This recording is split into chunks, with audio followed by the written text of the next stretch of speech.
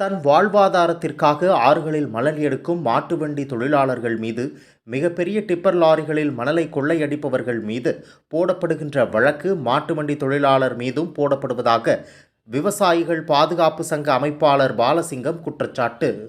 அரியலூர் மாவட்ட ஆட்சியர் அலுவலகத்தில் உள்ள கூட்டுரங்கில் விவசாயிகள் குறைதீர்க்கும் நாள் கூட்டம் மாவட்ட ஆட்சியர் ரத்தினசாமி தலைமையில் நடைபெற்றது. இக்கூட்டத்தில் விவசாய சங்க பிரதிநிதிகள், விவசாயிகள் கலந்து கொண்டு விவசாய சம்பந்தமான தங்களது புகார்களையும் குறைகளையும் தெரிவித்து பேசினர். அப்போது பேசிய விவசாய சங்க பிரதிநிதி பாலசிங்கம், செந்துறை பகுதியில் மாட்டு வண்டி தொழிலாளர்களின் வாழ்வாதாரம் மிகவும் பாதிக்கப்பட்டுள்ளது.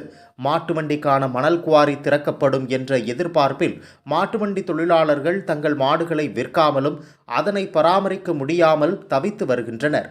மாட்டு வண்டி தொழிலாளர்கள் தங்களது அடிப்படை வாழ்வாதாரத்திற்காக ஆறுகளில் மணல் எடுப்பவர்கள் மீது, பெரிய டிப்பர் லாரிகளில் மணல் கொள்ளை அடிப்பவர்கள் மீது போடப்படுகின்ற கடுமையான வழக்கு மாட்டு வண்டி தொழிலாளர்கள் மீதும் போடப்படுகிறது.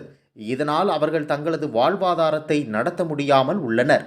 எனவே மாட்டு வண்டி தொழிலாளர்களின் வாழ்வாதாரத்தை பாதுகாக்கும் வகையில் மணல் சேமிப்பு கிடங்கில் உள்ள 1800 யூனிட் மணலை மாட்டு வண்டிகள் மூலம் விற்பனை செய்ய மாவட்ட நிர்வாகம் நடவடிக்கை எடுக்க வேண்டும் என கூறினார். இதன் மூலம் மாட்டு வண்டி தொழிலாளர்களின் வாழ்வாதாரம் பாதுகாக்கப்படுவதோடு செந்துறை பகுதியில் மணல் தட்டுப்பாடு தீர்க்கப்படும். மேலும் இதனால் அரசு கட்டுமான பணிகள் எவ்வித தடையும் இன்றி நடைபெறுவதற்கான வாய்ப்பும் உள்ளதால் மாவட்ட ஆட்சியர் இது குறித்து உரிய நடவடிக்கை எடுக்க வேண்டும் என இக்கூட்டத்தில் பேசினார். நீலாபுரம் ஏரி 64 ஏக்கர் பாசன ஏரி, குறைந்தபட்சம் 500 ஏக்கருக்கு மேல் பாசன ஏரியாக பயன்படுத்தி கொண்டிருக்கிறது. ஆனால் அந்த ஏரியை குறைந்த 50 ஆண்டுகளுக்கு மேலாக தூர்வாரப்படாமல் இருக்கிற காரணத்தினால் அங்கு விவசாயம் செய்ய முடியாத ஒரு சூழல் ஏற்படுகிறது. போதிய தண்ணீர் கிடைக்கவில்லை. மாவட்ட ஆட்சியர் அவர்களே, நீங்கள் செய்து கொண்டிருக்கிற பணி பெரும் அரும்பணியாக இருக்கிறது. உடனடியாக நாங்கள் பல ஆண்டுகள் கோரிக்கை வைத்த பணியை உங்களுடைய முயற்சியால் அடுத்தடுத்து வெற்றிகரமாக நடந்து கொண்டிருக்கிறது. ஆகவே இந்த ஏரியை தூர்வாரி அந்த பகுதியை சார்ந்த விவசாயிகளுடைய வாழ்வாதாரத்தை பாதுகாக்கக்கூடிய வகையில் அந்த தூர்வாரி அந்த மக்களின் வாழ்வாதாரத்தை பாதுகாக்க வேண்டும் என்பதை இந்த நேரத்திலே சொல்லிக்கொள்ள கடமைப்பட்டிருக்கிறோம். செந்துறை பகுதி இருக்கிறது, செந்துறை மைய பகுதியா இருக்கிறது. அந்த டவுனிலே இருக்கக்கூடிய மின் உற்பத்தி நிலையம் இன்றைக்கு 33 கிலோவாட்டாக இருக்கிற காரணத்தினால் அந்த பகுதியை சார்ந்த அனைத்து தரப்பட்ட மக்களும் பாதிக்கப்பட்டிருக்கிறார்கள். ஆகவே மாவட்ட ஆட்சியர் அவர்களே, நீங்கள் இதையும் துரிதப்படுத்தி அந்த செந்துறை 33 கிலோவாட் மின்துறை அந்த மின் நிலையத்தை மாற்றி 110 கிலோவாட் மின்சாரமாக உயர்த்தி தர வேண்டும் என்பதை கோரிக்கையாக வைக்க கடமைப்பட்டிருக்கிறோம். குவாரி வருகிறதா இல்லையா என்றே தெரியவில்லை. வரும் என்று சொன்ன காரணத்தினால் அந்த மாட்டை வைத்துக் கொண்டு தீனி போட முடியாத பெரும் சிரமத்திற்கு அந்த மாட்டு வண்டி தொழிலாளர்கள் பாதிக்கப்பட்டிருக்கிறார்கள். ஒரு நாளைக்கு எப்படியாவது வாரத்தில் 2-3 வழக்குகள் போடப்படுகின்றன.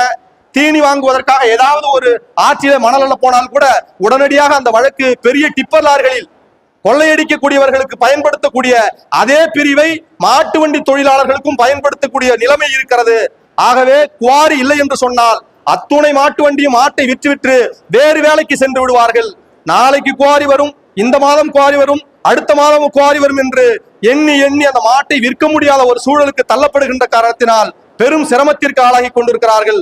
ஆண்கள் கட்டுவதற்கு கூட மணல் இல்லாத பெரும் சிரமத்திற்கு ஆளாகி கொண்டிருக்கிற இந்த சூழலில் சேமிப்பு கிடங்கில் இருக்கக்கூடிய அந்த மணலை 1800 யூனிட் மணலை நீங்கள் மாட்டு வண்டியின் மூலமாக விற்பனை செய்கின்ற போது செந்துறை பகுதியில ஓரளவுக்கு மணல் தட்டுப்பாடு போகும்.